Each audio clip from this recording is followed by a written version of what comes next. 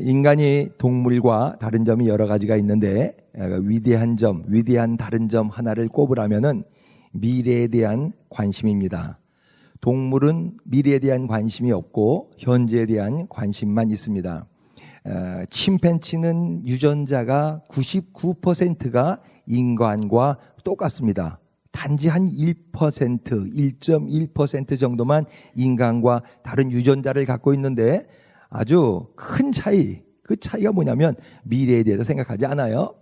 침팬지는 지금이나 1000년 전이나 5000년 전이나 그 삶의 모습이 똑같습니다. 그렇지만 인간은요, 지금 사는 모습과 1000년 전, 5000년 전 사는 모습은 전혀 다르죠. 미래를 볼 줄 안다는 거예요. 미래를 생각할 줄 안다.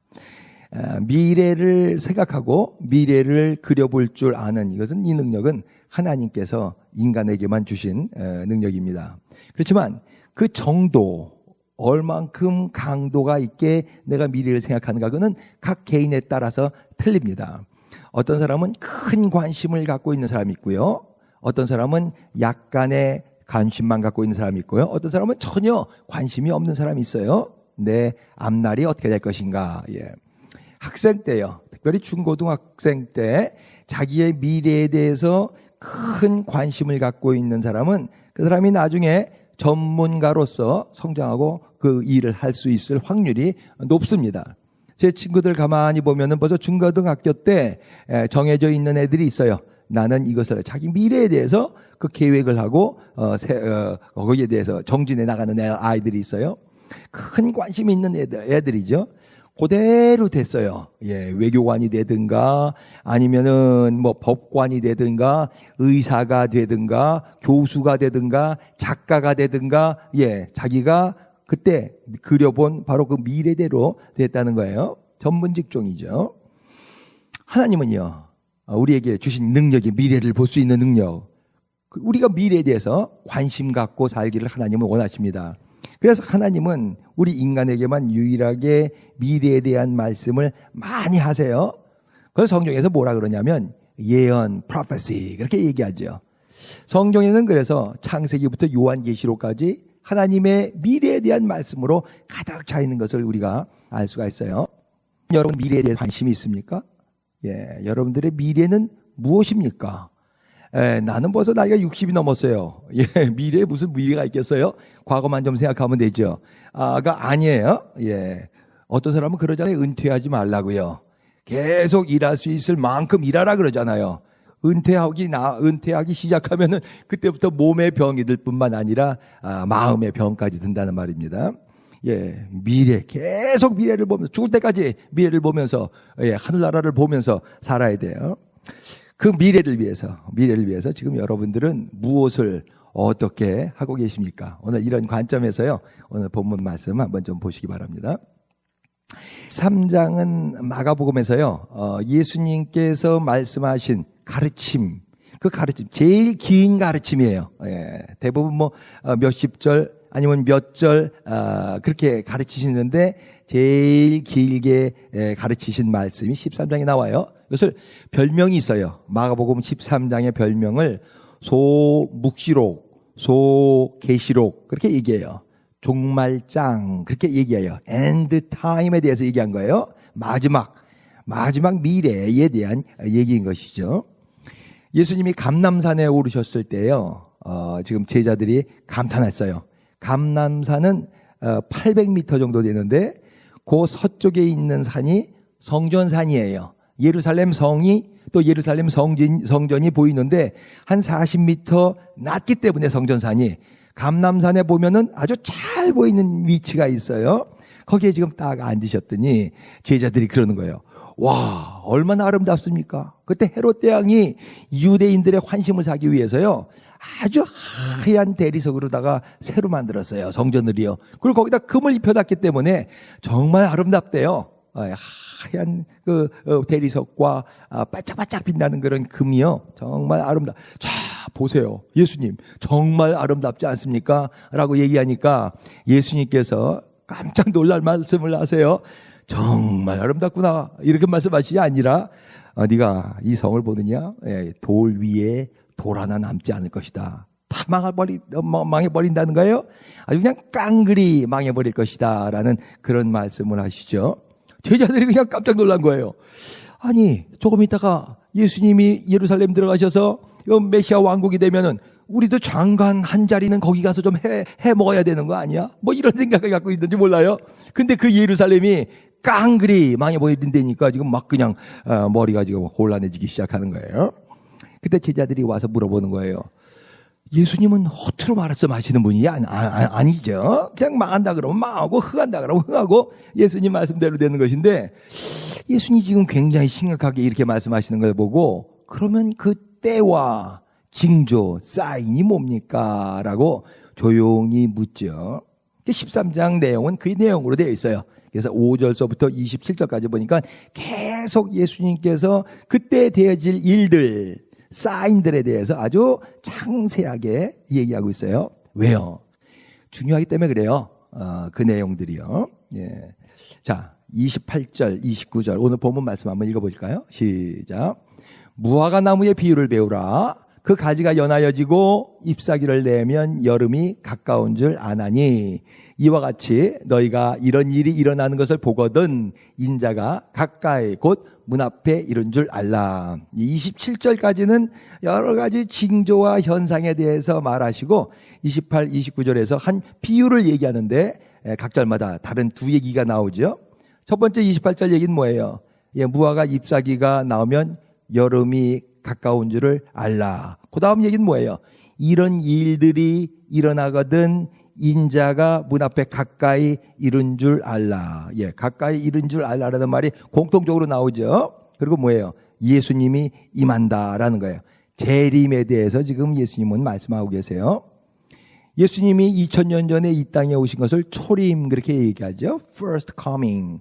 그때 초라하게 오셨어요. 정말 비천하게 오셨어요. 말구유에 예수님은 태어나셨어요. 그렇지만 다시 오실 예수님 재림 second coming은요 26절에 보니까 큰 권능으로 임한다 그러셨어요. 예, 큰 영광 가운데 임하신다 그렇게 말씀하세요. 왜냐하면 그때 오시는 예수님은 이 세상을 심판하러 오시는 예수님이기 때문에 그래요. 여러분 주님이 다시 이 세상에 올 거 믿어지십니까? 예, 정말입니까? 예, 정말인 것 같은데요. 예, 믿기 참 힘든 얘기예요. 예수님이 다시 오신다고? 예, 구름 타고 오신다고? 무슨 신화에나 나오는 얘기 아니야? 큰 영광 가운데 오신다고요? 예. 현대인들이 어떻게 재림을 믿을 수 있어? 나를 가르치는 그 신학교 교수, 신약가 베스 잔슨 교수도 아유 지금 예수님 재림한다는 걸 어떻게 믿어요? 이러는데요. 신학교 교수도 이렇게 얘기하는데 예. 재림은 확실합니다. 예수님의 재림은요. 한 가지 이유만 말씀드릴게요. 예수님이 승천하신 후에 약속 그대로 뭐가 이 땅에 임했냐면 성령이 강림했어요. 성령이 임했습니다. 이걸 뭐라고 얘기하냐면 부흥 그렇게 얘기해요. The coming of the Holy Spirit is a revival. 그렇죠? 예, 그것이 뭐냐면 재림의 모습이에요. 재림의 모습이에요. 성령 하나님이 오시는 것. 부흥은 뭐냐면 성령 하나님이 오시는 거예요. 예수님의 재림 세컨드 커밍은 뭐냐면 성자 하나님이 오시는 거예요. 다 똑같은 하나님이에요. 만약에 성령 하나님의 오심이 2000년 동안 없었다면요. 예, 그러면 성자 하나님이 오신다는 것도 우리는 믿을 수가 없을 거예요. 근데 성령 하나님이 2000년 동안 이 지구상에 부흥이 곳곳에 많이 있었던 걸 우리가 알죠. 저도 여러 번 말씀드리죠. 그걸 우리가 믿는다면요. 예, 우리가 봤다면요. 그렇다면은 예수님께서 성자 하나님께서 다시 오실 것도 확실하다는 것이죠. 여러분, 예수님이 다시 오실 것을 꼭 믿으실 수 있기를 주의 이름으로 축원합니다. 오셔서 무엇 하나요? 예, 이 죄악된 세상을 심판하십니다. 하나님이 소돔과 고모라를 심판하셨는데 왜 심판하셨어요? 예, 성적 타락 때문에 그렇죠. 소돔이라는 게이라는 말이 어디서 나왔어요? 그 소돔이라는 데서 나온 말이죠. 예, 그때 하나님은 불과 유황으로 소돔과 고모라를 심판하셨는데요. 지금 세상은 소돔보다도 더 훨씬 악한 그런 시대란 말입니다. 요즘에 보니까 UMC요, 감리교죠. 연합 감리교회, 미국 감리교회들이 지금 막 큰 야단들이 났어요. 요동이 쳐요, 각 교회들마다요. 왜냐하면 2월 말에 특별 총회가 있는데 2월 말에는 북미 정상회담만 있는 것이 아니라 예, 보니까 UMC 특별 총회가 있는데 뭘에 관한 거냐면 동성 결혼을 인정하냐 마냐에 대한 그런 특별 총회가 열리는데요. 예, 합법화 될 것이 확실시 되고 있어요. 예. 그렇기 때문에 지금 한국 교회들, 동성 결혼을 인정하지 않는 한국 교회들이나 아니면 UMC에 있는 많은 미국 교회들 중에서도 그거는 성경적이 아니라라고 믿는 이런 교회들 중에서는 그러면 우리가 지금 UMC에 남아 있어야 되냐, 안 와야 되냐? 그러면 우리도 나가야 되겠는데 이런 교단에 우리가 있을 수가 없는데 나갈 때 그러면 우리 이 건물을 가지고 나갈 수가 있냐, 없냐? 왜냐하면 그거 다 교단 소속이거든요. 그렇기 때문에 그런 문제 때문에 지금 얼마나 지금 시끄러운지 몰라요. 예. 왜 교단이 앞장서서 그것을 합법화해야 되는 건지요. 예. 뭐, 장로교, 에피스코팔, 물론 다 마찬가지죠. 예. 그렇게 지금 세상이 흘러가고 있는 것을 볼 수가 있습니다. 빌리 그레함이 언젠가 그렇게 얘기했어요. 하나님이 만약에 이 세상을 심판하시지 않으신다면 하나님은 소돔과 고모라에 사과하셔야 됩니다. 이렇게 말씀하신 적이 있어요. 참 재밌는 말이에요. 맞습니다. 우리는 소돔 고모라 그 악한 시대보다도 더 악한 시대에 살고 있다는 것이죠. 심판은 반드시 있습니다. 다른 말로 바꿔 말하면 예수님의 재림은 반드시 있습니다. 재림하시기 전에 징조가 있는데, 사인들이 있는데 그것들이 무엇인가? 29절에서 이런 일들이 일어나는 것을 모든 그랬거든요. 그렇기 때문에 우리는 사인을 볼 수가 있어요. 예수님이 재림하시는 사인들. 그것이 5절서부터 27절까지 길게 예수님께서 설명하고 있는데 지난 금요일 날 우리가 다 공부를 했습니다. 그렇지만 간단하게 요약을 몇 가지만 해보겠습니다. 제일 먼저 중요한 거는 말세지 말에 우리가 살고 있는다 그랬는데요. 예수님이 초림하셨었던 2000년서부터 말세가 시작됐어요. 그때를 말세라 그래요. 그때서부터 마지막 재림하실 때까지를 그 말세의 기간인데 우리는 지금 거의 끝에 살고 있습니다. 근데 맨 마지막에 이 환란이라든가 이런 대환란이 올 때 무엇부터 시작하냐면 적 그리스도예요. 적 그리스도의 출현부터 시작하고 있습니다. 예수님은 13장 5절 6절에서 적 그리스도가 나타날 것을 예고하시는데 요한계시록 6장에서도요 보면은 그 심판이 시작될 때 제일 먼저 나타나는 게 백마탄자가 나타나거든요. 백마탄자가 큰 활을 들고 이기고 또 이기리 하더라. 이게 적 그리스도예요. 적 그리스도가 나타나면서부터 지금 새로운 재림이 시작하여 이제까지 이 적 그리스도 엔타이 크리스토에 대한 그런 모형들은 많이 있었습니다. 1세기에는 그 모형이 누구냐면 네로 황제, 로마 황제, 20세기에 히틀러까지요. 많은 그런 적 그리스도의 모형들이 있었어요. 근데 마지막 때에 나오는 이 적 그리스도, 이 특별한 적 그리스도에게는 영적 능력이 부여됩니다. 스피리추얼 기프트가 엄청난 스피리추얼 파워가 있어요. 그래서 기적과 이사를 이렇게 마음껏 그렇게 행할 수 있는 게 이 적 그리스도예요. 그렇기 때문에 많은 사람들이 이 적 그리스도에게 미혹을 당한다는 거예요. 말만 잘하는 게 아니라 기적을 일으킬 수 있기 때문에 돌을 통해서 아이돌을 만들고요. 그 우상이 말도 하게 해요. 여러분, 광화문에 있는 세종대왕상이요. 너희들 잘 살아라. 그러면서 말을 한다면 그 얼마나 사람들이 놀라겠어요? 그럴 수 있는 능력까지 있다고 요한계시록은 지금 얘기하고 있는 거예요. 엄청난 기적과 이사를 행하기 때문에 많은 사람들이 거기에 미혹되죠. 적 그리스도의 출현이요. 맨 마지막 환란을 알리는 신호예요. 시작을 알리는 신호입니다. 그 다음에 뭐예요? 전쟁이 있다. 7절에 그렇게 얘기하고 있죠. 이제까지 전쟁들은 국지전이에요. 그 지방에서만 그렇게 일어나고 그 나라와 이 나라와 나라와 나라끼리의 싸움이었는데 맨 마지막 전쟁은 무슨 전쟁이에요? 세계 전쟁이 됩니다. 세계 전쟁이 일어날 수가 있을까? 2000년 전에는 감히 상상도 못했었어요. 근데 20세기에 들어서면서 1차 세계대전, 2차 세계대전은 일어났거든요. 뭐 많은 사람들이 앞으로 이제 전쟁이 없기를 꿈꾸죠. 그리고 많이 노력을 하고 있습니다. 그렇지만 성경 요한계시록은 분명히 3차 대전이 일어날 것을 예고하고 있고요. 그 전쟁은 아마도 핵전쟁이 될 거예요. 이 핵전쟁을 통해서 인류의 3분의 1이 죽기까지 하죠. 그 기록이 요한계시록에 나와 있습니다. 이것을 아마겟돈 전쟁 그렇게 얘기를 하죠. 아마겟돈은 팔레스타인에 있는 아주 큰 고대로부터 있었던 그 전쟁지인데요. 나폴레옹이 이집트를 침공하러 가다가 그 아마겟돈에 서서요.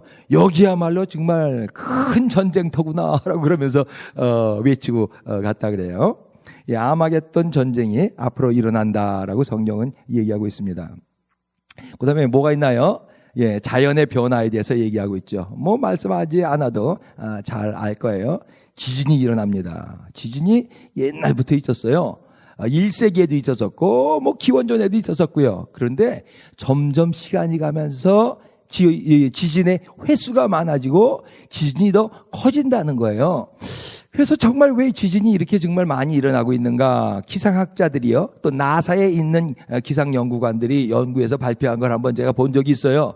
왜 요즘에는 이게 지진이 크고 강력하게 일어나냐면 지구에 보면은 남극과 북극이 있잖아요. 거기에 큰 빙하들이 있는데 얼음 덩어리가 있는데 그 무게로다가 이 우리가 살고 있는 이 지구 밑에 지판들이 몇 개가 있거든요. 지판들이 움직이는 것을 꼭 누르고 있는데 지구 온난화 때문에 지금 빙하가 녹기 시작해요. 그래서 그 무게가 가벼워지는 거예요. 가벼워지고 있기 때문에 그 밑에 있는 지판들이 지금 막 이렇게 흔들리기 시작하면서 지진의 횟수가 많아지고 지진의 강도가 높아졌다. 그렇게 설명을 하고 있어요. 앞으로는 더 지진이 많아지겠지요. 기근 있겠다 그래요. 아니 지금 식량이 얼마나 많이 생산되는데 기근이 있나요? 예. 현재 사망자들 어저께 들어가서 보니까 사망자들의 반 이상이 분쟁 지역에서 사망하고 있어요. 그리고 식품 생산량이 지금 부족하기 때문에 그런가 전 세계 인구가 먹고 남아요. 예, 지금 자유민주주의 국가에서 버리는 음식 쓰레기만 이렇게 음식으로 만들어도 전 세계 인구가 먹고 남습니다. 그런데 왜 지금 굶어 죽는 사람들의 숫자는 점점 많아지고 있느냐? 유통이 안 돼서 그러는 거예요. 서로요. 결국 뭐예요? 인간의 죄 때문에요. 인간의 욕심 때문에요. 이 세상에서 이 환란을 피할 수가 없다는 것이죠. 중요한 한 가지를 또 말씀을 하고 계세요. 예수님께서 그 환란의 징조 하나로 10절 한번 읽어보십시다. 시작. 또 복음이 먼저 만국에 전파되어야 할 것이나. 다시 한번요. 다 같이 읽어보십시다. 시작. 또 복음이 먼저 만국에 전파되어야 할 것이니라. 암기할 수 있겠어요? 시작. 또 복음이 먼저 만국에 전파되어야 할 것이니라. And the gospel must first to be preached to all nations. 예수님께서 말씀하신 아주 특별한 말씀이에요. 복음이 전파되어야 된다. 복음이 뭐예요? 하나님 나라가 있다는 게 복음이죠. 여기 이 세상이 다가 아니야. 하나님의 나라가 있다. 여러분들이 이건 뭐 있습니까? 하나님의 나라가 있다는 것을요. 예, 이 믿는 자에게는 하나님의 나라에서 우리가 영생을 얻게 되는 것. 이것을 뭐라 그러냐면 구원이라 그래요. 재림 전에는 이 복음이 전 세계에 전파되어야 된다는 거예요. 그래야 심판이 합법화되는 거예요. 그죠? 법을 알아야죠. 법을 알아야지 심판하고 이제 자시고 있을 거 아니에요. 그렇기 때문에 그 전에 복음이 미리 전파되어야 된다는 거예요. 그 사람이, 복음을 받은 사람이 복음을 영접하느냐, 영접하지 않느냐. 그거는 우리 문제가 아니에요. 우리 일은 그냥 복음을 전하는 일이에요. 예수 믿고 구원 받으세요. 천국 가세요. 이거 복음이죠. 2000년 전에는 예수님을 믿고 복음을 받아들인 사람이 한 120명 정도였어요. 예수님이 돌아가셨을 때 마가다락방에서 기도하던 사람들이었어요. 현재는 인류의 3분의 1이 크리스찬이에요. 예, 각 종파 다 합해서 3분의 1입니다. 그리고 복음을 들은 사람, 예수 그리스도를 아는 사람은요, 이제는 거의 다예요. 거의 다. 옛날에는 주로 선교사들을 통해서 복음이 전파됐어요. 근데 요즘에는 그렇게 전파하지 않아요. 책을 통해서요. 인터넷을 통해서요. 방송을 통해서요. 또 놀랍게요. 아랍 지역에는요. 하나님이 직접 나타나세요. 예수님이 직접 나타나서 복음을 전하는데 놀라워요. 그런 간증들이요. 아랍 사람들 복음 전하기가 정말 힘들잖아요. 그러니까 꿈에든지 아니면 사건 가운데서 하나님이 직접 나타나셔서요. 내가 바로 너희들 코라에서 말하는 이사다. 성경을 읽어라. 뭐 이렇게 복음을 전하는 그런 간증들이 요즘에 많이 나오고 있어요. 마지막 때긴 마지막 때예요. 예. 하나 이 복음에 대해서 다음 주일날 조금 더 말씀을 좀 드리겠습니다. 문제가 되는 구절 중에 하나가 30절인데요. 뭐라고 되어 있냐면 내가 진실로 너희에게 말하노니 이 세대가 지나가기 전에 이 일이 다 일어나리라 그랬어요. 이 세대, this generation. 그러면 보통 어떻게 되냐면 당대를 얘기하잖아요. 당대. 그 당시에 그러면은 이런 일들이 일어났는가? 일어났거든요. 사실은요. 예, 전체 자는 아니지만은 예루살렘이 예수님이 이 말씀하신 지 40년 만에 망했어요. AD 70년에 티토 장군, 로마 장군이 와서 아예 돌 위에 돌 하나 남기지 않고 정말 다 깡그리 없애버렸어요. 우리가 얼마나 큰 돌들을 없애버렸는가를 증거로 남기기 위해서 남아 있는 것이 지금 통곡의 벽, 그 벽만 조금 남아 아주 큰 돌입니다. 몇 년 전에 발굴된 거는 15m나 되는 큰 대리석까지 발견됐어요. 그 정도로 다 그렇게 큰 성이었었는데 AD 70년에 다 멸망해 버렸었죠. 예. 부분적으로는 성취가 됐는데 여기서 말하는 세대는 예수님이 말씀하신 예수님의 당시 시대 20년, 30년 안에를 얘기하고 있는 것이 아니에요. 여기에서 말하는 이 세대라는 것은 뭐냐면 만국에 복음이 전파되기까지의 세대를 말하는 거예요. 10절에서 말씀하신 것처럼 복음이 만국에 모든 나라에 전파되는 데까지 걸리는 그 시간이 그 세대예요. 이것을 위해서 예수님의 재림은 자꾸 지체되고 있었어요. 지금 한 2000년 걸렸어요. 베드로후서 3장 9절에 보니까 모든 사람이 다 구원받게 하시기 위해서 복음이 다 전파되는 것을 기다리시느라고 재림이 늦는 거예요. 예수님은 어쨌든 반드시 오십니다. 그리고 아마겟돈 전쟁은 반드시 일어납니다. 예, 엄청난 사람들이 지구에서 죽게 됩니다. 20세기 초까지만 해도 그 요한계시록 16장에 있는 아마겟돈 전쟁이 일어난다는 것은 불가능했어요. 왜냐하면 유브라데라든가 아마겟돈, 이제 전쟁이 3차 대전이 유브라데에서 시작해서 아마겟돈에서 끝나게 돼 있거든요. 계시록에 의하면. 근데 이 지역이 다 아랍인들이 차지하고 있었어요. 그죠? 자기들 편끼리 싸움하겠어요? 아랍인들이요? 예. 근데 놀랍게 1948년 5월 4일 날 이스라엘이 독립했어요. 1878년. 그러니까 AD 70년에 망했다가 1878년 만에 다시 예루살렘이 그 자리에 건국한 거예요. 이런 일이 있겠어요? 이런 일이요. 그래서 어떤 사람은 이것이 27절에서 말하는 무화과 잎사귀가 난 것이다. 여름이 가까운 것이다. 그렇게 얘기하기도 하죠. 뭐 그건지 아닌지 저는 잘 모르겠지만 어쨌든 큰 징조예요. 예루살렘, 이스라엘이 다시 독립했다는 것은. 무슨 말이냐면요. 지금 아랍 국가와 이스라엘은 얼마나 아웅다웅 개 고양이처럼 싸우고 있지 않습니까? 아마겟돈 전쟁이 이제는 가능하게 됐다는 거예요. 가능하게 됐다. 이쪽 세력에 사람들이 붙고 이쪽 세력에 전 세계 사람들이 붙어가지고 아마겟돈의 큰 전쟁 2만 2억에 되는 군사들이 유브라데를 넘을 것이다. 그렇게 기록하고 있지 않습니까? 예수님은 반드시 다시 오십니다. 신자는 이 시대에 어떻게 살아야 되는가? 33절서부터 37절까지가 종말론의 결론인데요.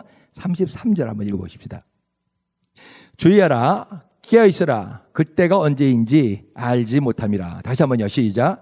주의하라, 깨어있어라, 그때가 언제인지 알지 못함이라. 예. 요 마지막 5절 가운데 예수님은 깨어있으라라는 말을 4번이나 반복하고 있어요. Be alert, be awake, keep watch. 그렇게 예수님은 말씀하고 있어요. 마지막 때 우리가 이 세상을 사는 법은 뭐예요? 깨어 있어야 돼요. 각성해야 돼요. 정신 차려 살아야 됩니다. 이 깨어 있다는 문자적인 의미는 뭐냐면 잠자지 않는 걸 말해요. 또 취해 있지 않은 상태를 말해요. 또 마비되어 있지 않은 상태를 말합니다. 신앙생활은요, 깨어 있지 않으면 못해요. 세속의 물결이 얼마나 강하고 얼마나 거세게 지금 내려가고 있는지요. 예, 깨어 있지 않으면 그냥 썩은 나무 토막처럼 밑으로 내려가는 거예요. 필 저커만이라는 사람이 쓴 신없는 사회라는 책이 있어요. 이 사람은 무신론자예요. 이 사람이 뭐라 했냐면 더 건강하게 살려면 하나님을 믿지 말라 이렇게 써 있어요. 아예 그냥 광고 더 건강하게 더 행복하게 살려면은 하나님 믿지 말라. 세계 평화 어떻게 이루어질 수 있는가? 종교가 없어지면은 세계 평화는 온다. 종교 때문에 세계가 어지러워지는 것이다. 이게 지금 무신론자들이 지금 자꾸 지금 주장하고 있는 얘기들이에요. 가만히 있으면요, 우리가 가만히 있으면 그냥 휩쓸려 내려가게 돼 있어요. 이런 물결 가운데요. 굉장히 거세요. 그래서 결국은 사행, 죽음의 바닥 가운데 들어가게 되는 거예요. 깨어 있어야 돼요. 깨어 있어야 돼요. 신자는 깨어 있어야 돼요. 어떻게 깨어 있는가? 예수님께서 마지막 예화를 드세요. 십자가를 달리기 전에 한 마지막 예화 34, 35절이에요. 시작. 가령 사람이 집을 떠나, 같이 읽으십시다. 시작. 가령 사람이 집을 떠나 타국으로 갈 때에 그 종들에게 권한을 주어 각각 사물을 맡기며 문지기에게 깨어있으라 명함과 같으니, 그러므로 깨어있으라.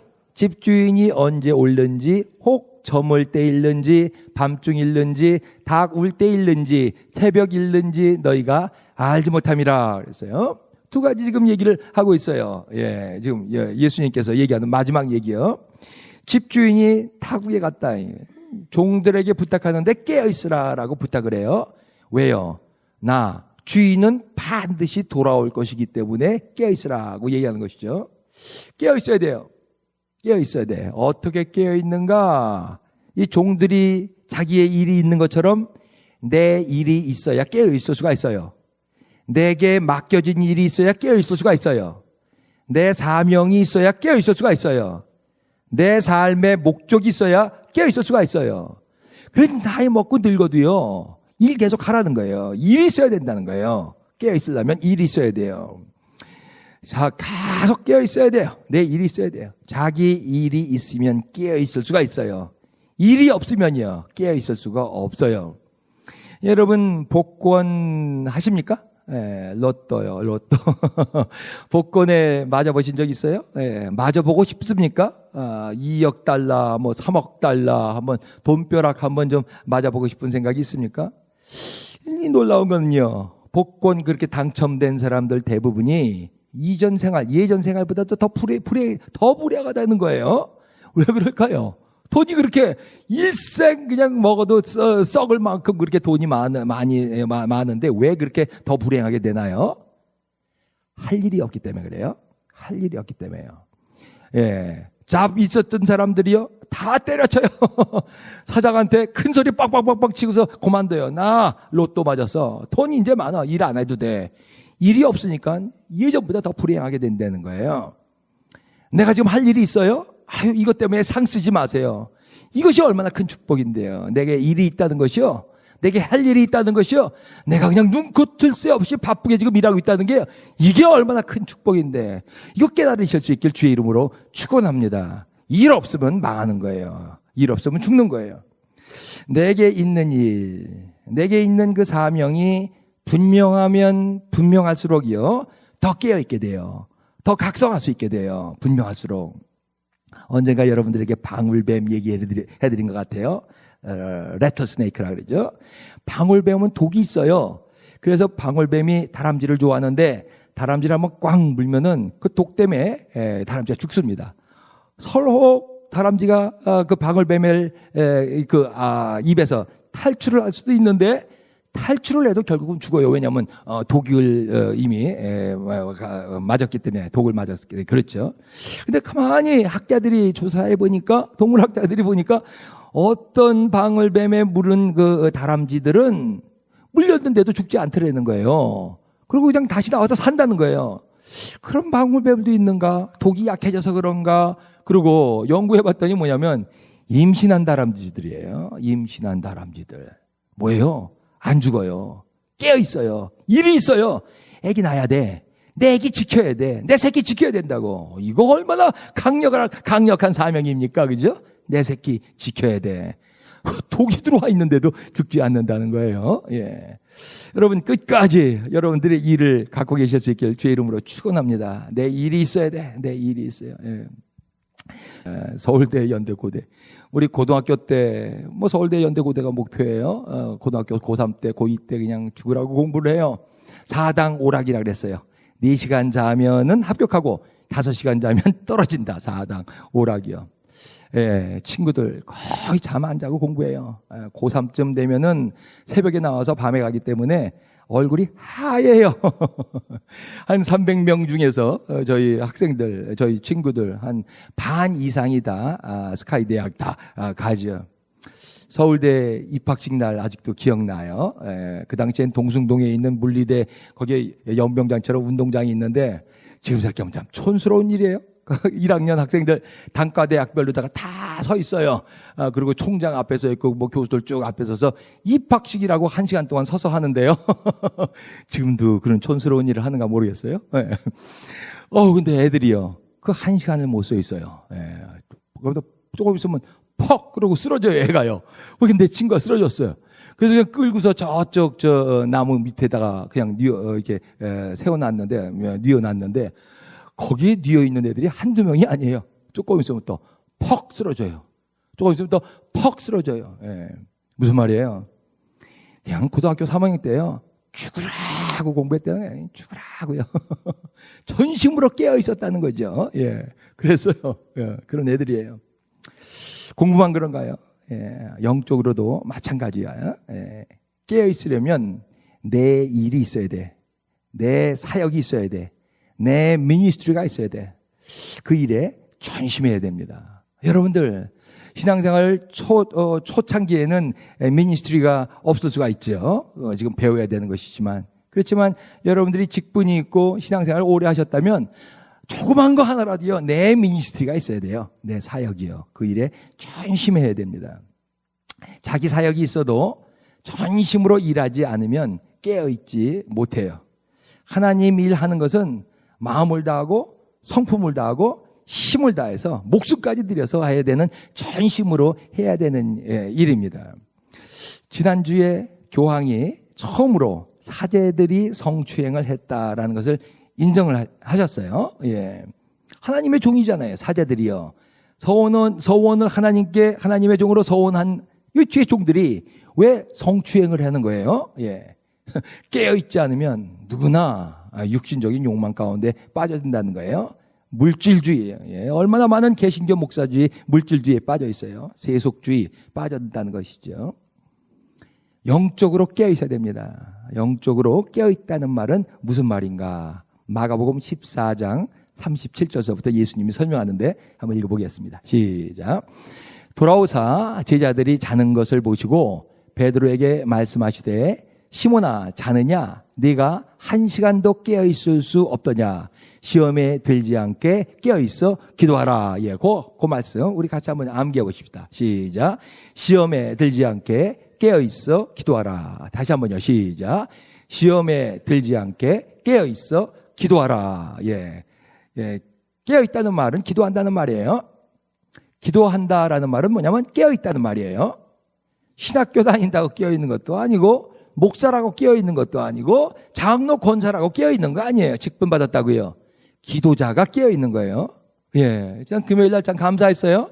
날이 추웠고 바람이 많이 불어서 금요일 날 저녁에 성도님들이 오실래나 그런데 많이들 오셔가지고 그냥 막 우렁차게 기도하는데 참 하나님이 축복하셨다 그런 생각이 들었습니다. 오셔서 여러분 함께 기도하십시다. 깨어 있으면 시험에 들지 않습니다. 그리고 마귀 공격을 물리칠 수가 있어요. 시험 공격이 없다라고 말씀하시지 않았어요. 깨어 있으면 시험 공격이 없는 게 아니라 시험 공격은 누구한테나 있는데 물리칠 수가 있다는 거예요. 잘 믿으려는 신자에게는 특별히 마귀 공격이 많습니다. 걱정할 거 없어요. 자면 죽어요. 깨어있으면 삽니다. 다시 한번 해볼까요? 자면 죽고 깨어있으면 산다. 시작. 자면 죽고 깨어있으면 산다. 다시 한번요. 시작. 자면 죽고 깨어있으면 산다. 삼손 알잖아요. 사사 삼손이요. 얼마나 힘이 있어요. 얼마나 능력이 많아요. 예, 그렇지만은 불행하게 눈까지 뽑혀져서 망해서 죽었거든요. 왜 그래요? 자다가 죽었어요. 드릴라라는 이쁜 창녀. 그 무릎 빼고서 자는 걸 그렇게 좋아해요? 자고 또 자고 그 사사기에 보면은 4번이나 나와요. 4번이나 자고 또 자고요. 예, 그 무릎팍에서 자다가 결국 망해버리고 말았어요. 자면 죽고 깨어있으면 삽니다. 한 공동체에 한 사람만 깨어있어도 모두 살아요. 집안에 부르짖는 개 한 마리만 있어도 도둑이 들어오지 않습니다. 그래서 도둑이 들어올 때 어떻게 해요? 그 집을 털고 싶으면요. 예, 독약이 든 소고기 한 점을 개에게 던져주죠. 개가 그거 먹고 죽으면 들어오는 거예요. 부르짖는 자를 사단마귀가 어떻게 해요? 똑같이 그랬죠? 그 부르짖는 자를 그냥 눕히기 위해서요. 그거를 죽이기 위해서 사단마귀가 얼마나 많이 애를 씁니까? 이리 흔들고 저리 흔들고. 왜요? 그 한 마리 죽으면은 다 죽기 때문에 그러는 것이죠. 한 공동체에서 한 사람만 깨어 있어도 모두 살아요. 에덴 동산에 하나님께서 모든 좋은 것들을 다 갖다 놓으셨었거든요. 풍부하게. 그러면서 뭐라고 얘기하셨냐면 2장 15절에 보니까 지키게 하라. 그래서 지키게 하려고요. 지키게. 이거 군사적 영어라 그랬어요. 샤마르, 지켜라. 이 에덴 동산을 지켜라. 공격이 있다는 것을 암시하고 있는 거예요. 깨어 지켰어야 돼요. 아담 하와가요. 깨어 지켰어야 돼요. 예. 근데 뭐예요? 못 깨어 있었었죠. 다 자고 있었어요. 아담도 하와도요. 에덴을 뺏기고 죽음이 왔어요. 한 사람만 깨어 있었어도 되는데요. 깨어 있어야 돼요, 여러분. 깨어 있지 못하면 여러분 가정 뺏겨요. 여러분 직장도 뺏겨요. 교회도 뺏겨요. 여러분들 다 뺏기는 거예요. 깨어 있어야 돼요. 깨어 있어야 돼요. 그래야 살 수가 있습니다. 예수님은 일생 깨어서 사신 분이에요. 처음부터 끝까지요. 예, 마귀 공격을 받았어요. 그렇지만 다 물리치셨어요. 왜냐하면 한순간도 깨어서 있지 않았던 적이 없기 때문에 그래요. 그리고 결국 뭐예요? 인류를 영생의 길로 인도하셨어요. 이를 위해서 주무실 수가 없었어요. 영적으로 항상 깨어 있었어요. 영적으로. 예. 한 사람만 깨어 있어도 모두 사는 거예요. 여러분 깨어 부르짖는 자가 되실 수 있길 주의 이름으로 축원합니다. 여러분 가정이 삽니다. 여러분 직장이 삽니다. 여러분의 교회가 삽니다. 여러분의 자녀들이 삽니다. 1620년에 그 102명의 필그림들이 왔었어. 지금 미국이 시작된 건 우리가 다 알고 있었죠. 미 동부 지역, 예, 그 프리머스 항구에 입항해서부터 제일 먼저 한 것은 교회를 건축한 일이었어요. 신앙생활 좀 잘해보자라고 온 청교도들. 그 다음 해서부터 이민자들이 몰려오기 시작합니다. 미국 동부에 엄청난 숫자로 오는데 몇십 년 만에 미국 동부에 각 여러 도시들이 생기기 시작했어요. 그러면서 이 사람들의 관심은 뭐냐면 하나님을 좀 더 열심히 믿어보자가 아니라 돈이었어요. 여기에 있는 물건들을 유럽에 갖다 팔면은 엄청난 일을 보기 때문에 돈 벌기 위해서 온 사람들이었거든. 그렇기 때문에 점점 세속주의, 세큘러리즘이 판치기 시작했어요. 이것이 믿는 성도들, 교회까지 들어오기 시작했습니다. 이걸 보면서 이거 이렇게 하는 거 아니야. 신앙생활 이렇게 하는 거 아니야. 라고 깨달은 사람, 한 사람이 기도하기 시작하죠. 조나단 에드워드요. 아주 천재적인 두뇌를 갖고 있었던 사람이에요. 하나님만 잘 믿는 것이 아니라 13살 때 예일대학교에 벌써 입학해서 모든 학문들 이렇게 공부할 정도로 머리가 아주 명석했습니다. 어려서부터 반듯하게 살려고요. 굉장히 애를 쓴 사람이야. 몇 년 전에 제가 조나단 에드워드의 70 그 레졸루션스 프린트 해가지고 우리 자녀들에게 나눠준 적이 있었죠. 70가지 결심서를 청소년 때 만들어가지고요. 그대로 지키는 거예요. 난 이런 일을 하겠어. 이렇게 했어. 이런 일은 안 하겠어. 이런 일은 하겠어. 반듯하게 산 사람이에요. 영적 부흥을 위해서 기도하기 시작합니다. 하루에 13시간씩 하나님의 말씀 연구하고 기도합니다. 13시간이요. 그러니까 예배 드리는 시간, 그리고 잠자고 뭐 먹고 이러는 시간 빼고서는 그냥 말씀과 기도에만 전념한 거예요. 놀랍게 1740년 전후로 노스햄프턴이라는 그 교회에서부터 부흥의 물결이 번지기 시작해요. 이 사람은요, 눈이 나빠가지고 이렇게 저처럼 이렇게 사람들 보면서 얘기하지도 않아요. 설교 원고를 다 써가지고 이렇게 천천히 읽습니다. 얼마나 지루하겠어요. 그런데도요, 사람들이 그걸 들으면서 그 설교를 아직도 갖고 있어요. 제가 복사한 게 하나가 있어요. 하나님의 진노에 붙들린 사람들이라는 그 놀라운 설교인데요. 사람들이 그 설교 들으면서 막 부르르 떠는 거예요. 하나님 무서워요. 하나님 무서워요. 내 죄를 회개합니다. 하나님 심판 무섭습니다. 그러면서요. 놀라운 부흥의 물결이 흘러가기 시작합니다. 각 교회들마다 부흥하기 시작합니다. 여러분, 지금처럼이요. 지금 이쪽 교회들 다 조그만 교회들 망하고 큰 교회 하나에만 몽창 보이는데 이걸 부흥이라고 그러지 않아요. 그건 부흥이 아닙니다. 그걸로 부러워하지 마세요. 부흥은 뭐냐면요.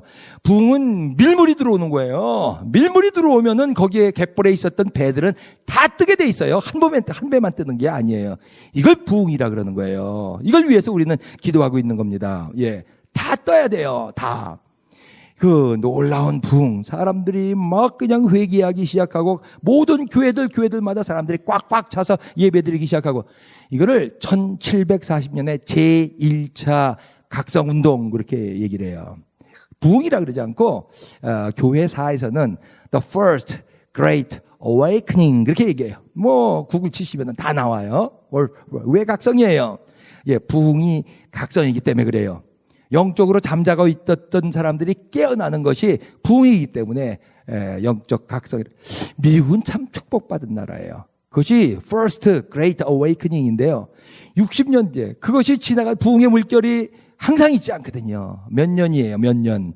몇 년 있다가 부흥의 물결이 지나가면 사람들은 또 세속주의에 빠져요. 그때 또 다시 기도하는 사람이 나와서요. 부흥의 물결이 일어났는데 Second Great Awakening이 1800년 전으로 또 일어나기 시작합니다. 막 또 사람들이 회개하기 시작하고, 그때 뉴욕, 뉴저지 큰 부흥이 있었습니다. 그것이 지나가요. 지나가면 또 사람들은 또 세큘러리즘에 또 빠져요. 그게 사람이에요. 근데 놀랍게요. 또 하나님이 60년 만에요. 1860년 전후로요. 그때 놀라운 또 부흥을 주세요. 그 여러 번 말했죠. 그 RCA 평신도가 기도 운동 일으키는 거, 정오 기도회 운동을 맨하탄에서 일으킨 거. 오늘 시간 있으면 한번 거기 좀 가보고 싶은데, 내가 꼭 가본다 그러면서 그 교회 좀 밑에 남부에 있거든요. 그 없어졌다는 말도 있고 지금 있다는 말도 있고, 거기서부터 부흥의 운동이 일어나고 나서 그냥 미국에 퍼지기 시작하죠. 그걸 제3차 대각성 운동 그렇게 얘기해요. 놀랍게 60년마다 1740년, 1800년, 1860년, 그렇게 60년마다 그런 놀라운 부흥을 주셨어요. 이런 나라가 세상에 미국밖에 없어요. 놀라운 부흥 운동을 하나님께서 허락해 주셨습니다. 끝이 있어요. 끝. And time. 시작이 있으면 끝이 있는 거예요. 시작하신 분이 끝내세요. 이 일을 위해서 예수님이 이 땅에 다시 오십니다. 신자는 이 땅에서 깨어 있어야 돼요. 지난주 금요일날 14절 말씀을 우리가 암기하고 배웠어요. 끝까지 견디는 자는 구원을 받으리라. 다 같이 한번 해볼까요? 시작. 끝까지 견디는 자는 구원을 받으리라. 다시 한번요. 시작. 끝까지 견디는 자는 구원을 받으리라. 이 말은 무슨 말이냐면 끝까지 깨어있으면 산다는 거예요. 끝까지 깨어있으면요. 지금 여러 가지로 형편이 좀 힘들 수 있어요. 여러분 걱정하지 마세요. 내가 지금 깨어있지 못하는 것을 걱정하세요. 내가 끝까지 깨어있으면 내 가정이 삽니다. 내 업체가 삽니다. 내 교회가 삽니다. 이 사회가 삽니다. 여러분 지금 자고 있습니까? 아니면 깨어 있습니까?